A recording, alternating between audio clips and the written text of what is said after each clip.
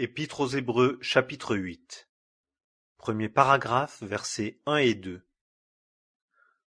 Or la somme de ce que nous disons, c'est que nous avons un tel souverain sacrificateur qui s'est assis à la droite du trône de la majesté dans les cieux, ministre des lieux saints et du vrai tabernacle que le Seigneur a dressé, non pas l'homme.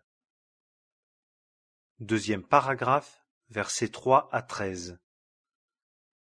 Car tout souverain sacrificateur est établi pour offrir des dons et des sacrifices.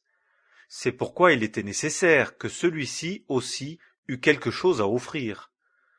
Si donc il était sur la terre, il ne serait pas sacrificateur, puisqu'il y a ceux qui offrent des dons selon la loi, lesquels servent la figure et l'ombre des choses célestes. Comme Moïse, quand il allait construire le tabernacle, a été averti divinement, car, prends garde, dit-il, à faire toute chose selon le modèle qui t'a été montré sur la montagne.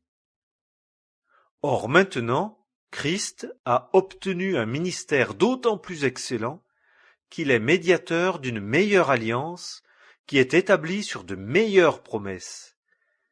Car si cette première alliance avait été irréprochable, il n'eût jamais été cherché de lieu pour une seconde, car en censurant, il leur dit « Voici, des jours viennent, dit le Seigneur, et je conclurai pour la maison d'Israël et pour la maison de Juda une nouvelle alliance, non selon l'alliance que j'ai faite avec leur père, au jour où je les pris par la main pour les tirer du pays d'Égypte, car ils n'ont pas persévéré dans mon alliance, et moi je les ai délaissés, dit le Seigneur.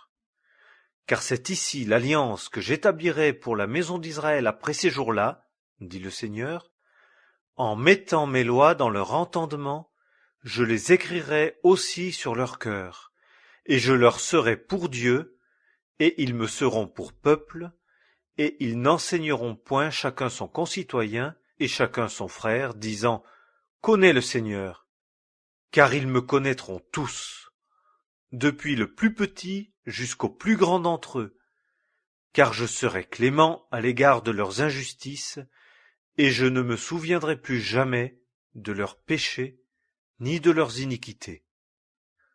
En disant une nouvelle, il a rendu ancienne la première.